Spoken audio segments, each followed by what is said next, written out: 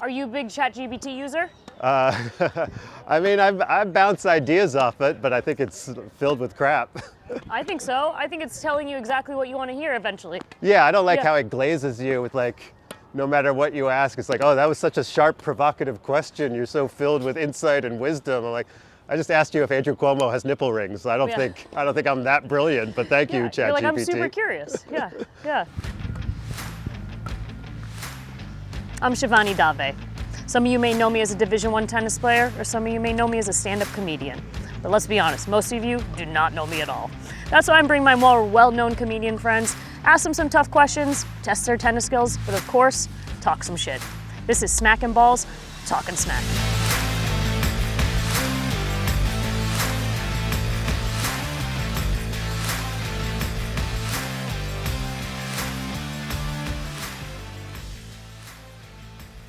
Matt Ruby is a stand-up comedian and writer from New York City. His comedy has been featured on Comedy Central, MTV, NBC, and Fox. He's a regular at the Comedy Cellar and New York Comedy Club and co-produces Hot Soup and Good Eggs, one of NYC's longest-running independently produced shows. You can check out his latest specials, Bolo and Substance, on YouTube, and his popular newsletter, The Rubes Letter, on Substack.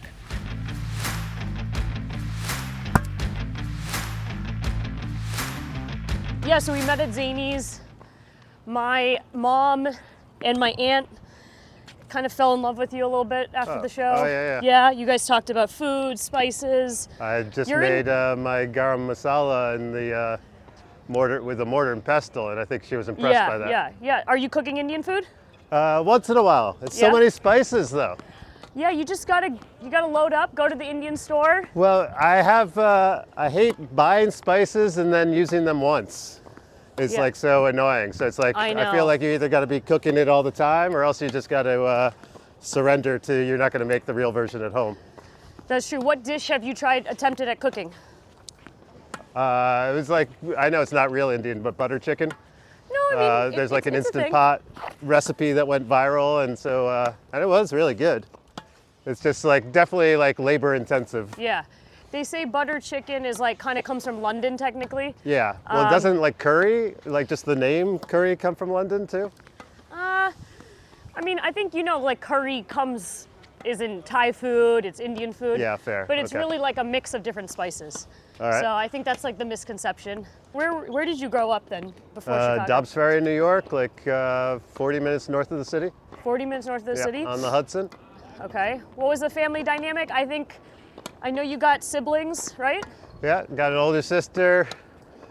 My dad was law and order prosecutor, Really? U.S. Attorney's Office, New York City assistant DA. Okay, that's pretty cool. Ronald Reagan loving Republican, and my mom was like a super hippie, beatnik, poet, sculptor. So like very bohemian and liberal, so I grew up with that kind of Civil War in my head. Because I heard you talk about your sister in Misguided Meditation. Yeah. Do you, like I'll say, I think when I came into comedy, you're like, good guy, very respectful. Me? Do you think having a sister like shapes that? I mean, I don't know if the sister particularly. I mean, yeah, I guess I got beat up by a girl growing up a lot, so maybe that keeps me in check. I don't know, I'm not the first one to think of this, but it does feel like men who have sisters, I think it strong helps mothers. if you were just, but also like, yeah, I don't know. My whole theory is like we need men and women in our lives, guys or anyone who grows up without the other one probably has some work to do to complete themselves. And I'm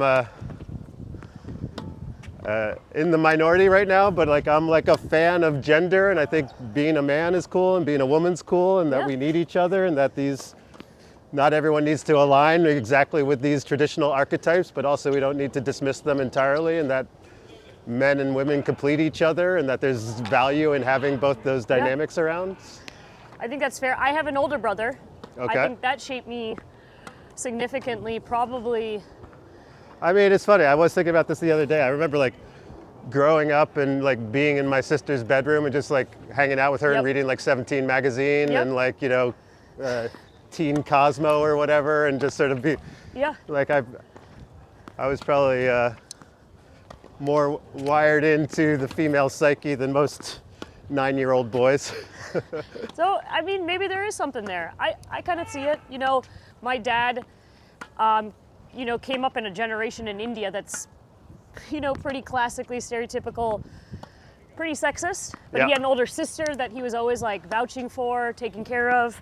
He was so empowering for me as a daughter. And you don't always see that. So, I don't know, kudos to your sister, I guess. I'll tell her you're giving her credit. Yeah, I think so. All right, there, nice pickup. There you go. How are you feeling? I'm feeling good. Good, good. You're doing great. You're very consistent, you know? Where'd you start stand-up comedy? New York City. New York City. I don't recommend it. That's where I started, so yeah. I'm already shit out of luck then, okay. Why don't you recommend it?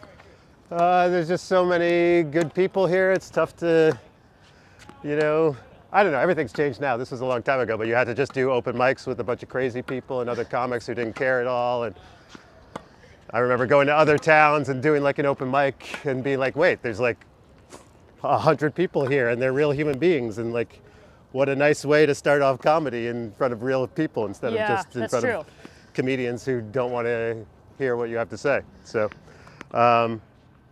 and then I think also like I think there's so you can get seen too early and then everyone makes up their mind about you as opposed to like, you know, having time to develop in a different environment. Which city then do you think is a better place to start comedy? I guess if you were to go back in time. I mean, I feel like, well, I mean, not like I would move there just to do comedy, but like Boston or Chicago or San Francisco or Portland or things like that. I mean, eventually you probably have to leave those places, maybe not anymore, but back then you would have to leave those places. So at some point you're gonna have to deal with like being a small fish in a big pond, but I think it's, I just remember like talking to people who started in Chicago and they were like 2 years in and they were already doing like half-hour gigs on the road all over the Midwest. And I was like going to open mics and trying to get like 3 crazy people just to pay attention to me. But you, Gary and Mark have really, probably not a lot of people have this, is like you have this foundational show that's been going on, what, 15 years? Yeah. Yeah, so, and now it's regular, it's at the best clubs in the city. I mean, that's a pretty good thing to have going on, right? So you have Good Eggs, that's at New York Comedy Club. Yeah. You got Hot Soup at the Cellar. Yep. Now, and I've been like, I've had the pleasure of doing Good Eggs a bunch of times and hosting for you guys. It's so fun. You guys have some of the best crowds because you guys are all like such strong comedic writers. So every time I do that show, I know like you can actually work out new things. Yeah, it's fun. They feel like they're actually like appreciate when you take chances or are doing interesting stuff more than most crowds. So tell me a little bit of the origin story of Good Eggs and how you guys came to like, you kept pushing, basically. 15 years, some people give up on producing shows, but you guys stuck through it. Yeah, I mean, we always had, like, Hot Soup was the origin, which was like Vider, Mark Normand, and me all doing a show at a bar in Midtown called Irish Exit. Okay. I mean, it actually started off even before that with Andy Haynes and David Cope in the East Village, but like I would say the current lineup came together at this place, Midtown East. This terrible Irish bar that like when it would rain they'd have to put out like 12 buckets because everything was leaking and oh my gosh, you know, but we were doing a free show in the back of a bar and like, you know, got some big names to pop in and word got out and like it turned into like a cool sort of like weekly alternative of like, I don't know, it's like a really good show that you could go for free and in a neighborhood where there was nothing else to do. So I think that helped, you know, build it up and then wound up branching out from there to Comedy Cellar, and then Good Eggs started at New York Comedy Club. And what's the name, origin, Hot Soup and Good Eggs? How'd you guys come up with that? I think we were all at a diner just trying to think of names. Yeah. And then Hot Soup came up, and I think it was Mark. Mark's pretty good at naming stuff, so I think that was his idea. Like, is Good Eggs self-proclaiming that you guys are good dudes? Is that? No, like the comedian. Usually, I think you talk about someone else as a good egg. I don't know if you can talk about yourself as a good egg. Yeah. But yeah. But you who was on the show, good folks, yeah. But yeah, I know a lot of people like produce shows. You've done my show before at one point, Top 5 Comedy. Yep, that's a fun one. Yeah, it was really fun, you know, and you know, one thing leads to another, and you kind of shift different clubs, different venues. Yeah, they're always sold out. It's a great show if anyone hasn't been to it. They're the best. I want to go through your specials because you have like very unique, specific theme specials. Thanks, yeah. And I think people should know about it. Like, you have Substance, Misguided Meditation, you have Bolo, Yep. which I got to witness that filming. But let's start with Substance because I wasn't there. So this is, you describe kind of the Sure. the inspiration behind that. Well, it's on YouTube at youtube.com/Matt Ruby. Substance is the special that I did. It's sort of like a documentary special and experiment where I did 4 sets on 4 different Wednesday nights at New York Comedy Club. One on 4 different substances. So one I'm high on weed, one I'm drunk on booze, one I'm on mushrooms, and the last one I'm sober. And then it's documentary footage leading up to, on that day, leading up to each performance. So it's like, and through me, I'm kind of a vessel where you get like a window into each one of those substances and what that does to your mind and how it manifests. And so it's funny, but it also, I think, comes off like there's like a different layer to it than most specials where there's a little bit of a little more philosophical. The mushroom set gets a little trippy. And the alcohol set, I'm like blackout drunk and didn't even remember what I said the next day. How high or how drunk were you getting? Like, was there a point where you're like, are you doing it on stage or are you doing it before? Before, I was really high, but I'm used to being really high. So I don't think it was that crazy, but I was just sort of like, it was the first one and I was just sort of like paranoid about like, what am I doing? What are we filming here? What am I trying to do? And I think it was me still figuring it out. And then the drunk one, I was super hammered. I had flown in from like Memphis that day and I didn't eat dinner, and then I did a bunch of shots and they brought me shots on stage and they gave me the light and I didn't get off because I thought I was like killing so hard and I wasn't killing at all. It was just this weird vibe. Oh man. And I literally I didn't know what I said. I had to listen to the set the next day which then put a lot of pressure on the mushroom set to be good, which thankfully it was. But yeah, the whole thing was definitely like a stressful month for me. That is, did you have a favorite? Like, yeah, I think the mushroom set is my favorite as far as like, it's funny, but I also got into like some deeper stuff that I like talking about, but I don't always talk about on stage. Right. I think the sober set is probably like the best version of me as a comedian, which is nice that like, you would like to think that you don't need some substance to be the best version of yourself. Yeah. And then alcohol was definitely the worst. So do you have a someone wants to like, never has experimented with any substances before, which one would you tell them to start with? Depends what you're going for. I mean, people were like, oh, you should do another one with like Molly and blow and and ketamine. I'm like, I don't know.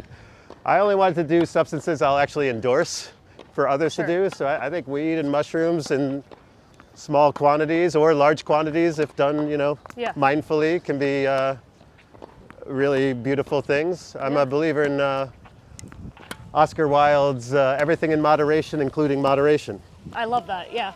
I think that makes a lot of sense. I think I'm more of a, I don't want to say upper, but I don't do coke either, but... Yeah.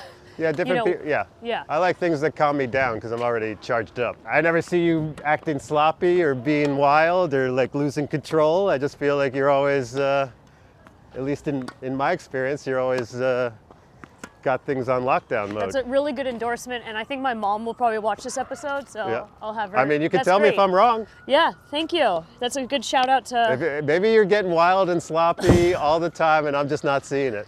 You know, those post beers after show. Once your 5 Guinnesses in. Yeah, no, I'm into my beer. I do love it. It's to your point. Like the moderation is what has been the key for me. Well, I mean, do you feel like you lose control a lot? Like, in terms of... Yeah, in terms of anything. On stage? Do I lose control? I don't think so. I mean, I can have some rage. That's just another version of control. That's why I started something called smacking balls. That's frustration that you're not more in control. I mean, I started a thing called smacking balls. So, I mean, yeah, there's something there. Playing sports and all that. You do a lot, it's a good outlet. Yeah, to be a successful athlete, I think involves a lot of control and discipline, and you kind of like start to, again, and it's not a bad thing. It's like, oh, this provides a lot of benefits in your life and delivers good results in a lot of areas, but then in other areas can be restricting. Yeah, no, I think that's really fair. You know, when working with Attell, he brings people on stage, and maybe you've done this with him at the Cellar, but when I was opening for him, he does the thing, what's your drug of choice? Okay. He'll ask that, he'll go, you know, Yep. and I'm like, listen, I was like, I don't really do drugs, but if I had to do drugs, it'd probably be cocaine. And he goes, I was wearing flannel at the time, and he goes, cocaine? Shivani, you don't really strike me as a cocaine person. You look like someone who's about to return something to Home Depot. Yeah. I was like, oh, okay, thanks, man. Okay, so that gets us to Misguided. We're going down your narrative of your specials, and I Sure. don't know if I'm doing it in the right chronological order. Misguided Meditation is the most recent one, and Okay. it was filmed in part by Dominick Mull, who's Shout over out here. to Dominick Mull, shooting Smacking Balls and... Co-collaborator in Yes. multiple projects. Yeah, so Misguided Meditation, it's a one-man show that's kind of funny and kind of serious, and it's about like death and therapy and psychedelics and mindfulness. And then the whole framework is like it's a guided meditation that I'm leading that just keeps going off the rails. Okay, Which all right. is, to me, sort of a recreation of how meditation actually works, which is like you're doing it right for a little while, and then all of a sudden you completely forget that you're supposed to be meditating, and then you come back. And so it's me trying to recreate that a little bit.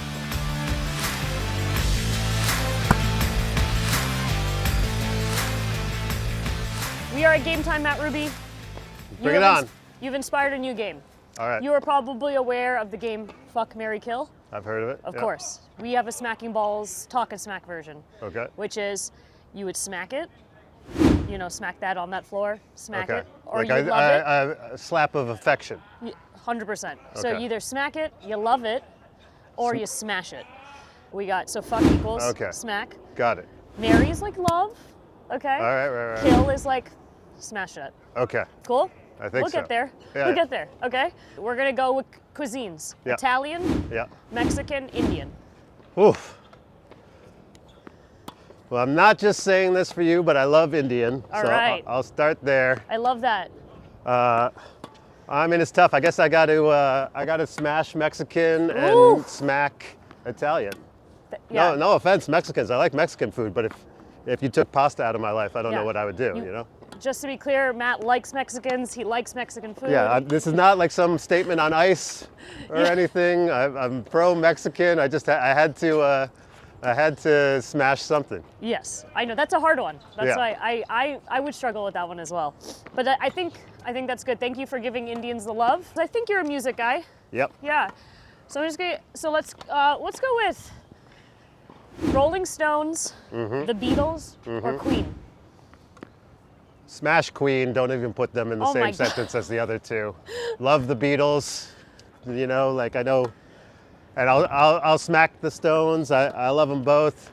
I think if anyone says they don't like the Beatles, like I think it's like, okay, you don't like the Beatles phenomenon. You Yeah. don't like it when people are so obsessed with the Beatles. I get that. But if you're talking about the actual music, what they did in like 8 years, putting out an album like every 6 months, and the quality and the musicality and the genius of it. And I was in a band for years, and like the Beatles anthology, the book of all their songs, was like my songwriting Bible at the time. What was your band's And name? Plastics Hi-Fi, Chicago band, early 2000s. No one Nice. knows us, but we were pretty good. Did you play? What was your? I played guitar and sang and wrote songs. Love that. No one knows anymore, but it's No one it's knows. out Well, they're on gonna know Spotify now. if you want to. Plastics Hi-Fi, Hifi. You smashed the band that I would have. I think that I would have put as love. Queen. If you weren't in comedy, what do you think you'd be doing? I mean, I'm also a writer, so I'd probably be writing stuff in Yeah. some form or another. I don't know. Maybe I'd be a bad rabbi. You'd be a bad one, you said? Yeah. Oh, okay. What do you think of Nobody Wants Us? That show. I think it's bad. You think? Are you a big ChatGPT user? So everyone's like using it for therapy now, and it's like, That's just going to that Sam Altman dude. Like, imagine what they're going to know about everyone who's just typing in everything about their relationships and trauma and all this other stuff. And like, look at what these tech companies have done with all our data up to this point. And everyone's just giving their most personal secrets to some robot farm somewhere. Yeah, and that's what we were talking about earlier. That's what's all going to create tech neck. Everyone walking around with their head down. You're going to have serious injuries. No, I'm pretty... I think technology is destroying our society in all kinds of insidious ways that we don't always acknowledge. How are you managing that? Does it stress you out? No, I mean, I just try to complain a lot about it, but I'm also like addicted to my phone like everyone else, but like at least I know it. I mean, you ever get that Apple like daily screen time report of how much time you've been staring at a screen every day? I don't You're like, look at it. This can't possibly be true. I can't. I don't even sleep that much. How is this possibly how much time I'm spending looking at a screen? But then I'm like, every second I'm bored, anytime I'm waiting in line, out comes the phone. I'm not going to sit there and daydream. Like, well, okay, that it sounds like you're not going to get tech neck, so that's good. We'll see. Yeah.